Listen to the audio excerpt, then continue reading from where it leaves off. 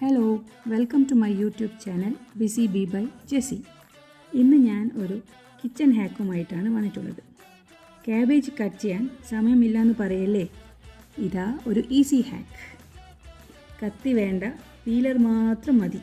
Peeler ഉപയോഗിച്ച് ഇങ്ങനെ shred ചെയ്താൽ മാത്രം മതി.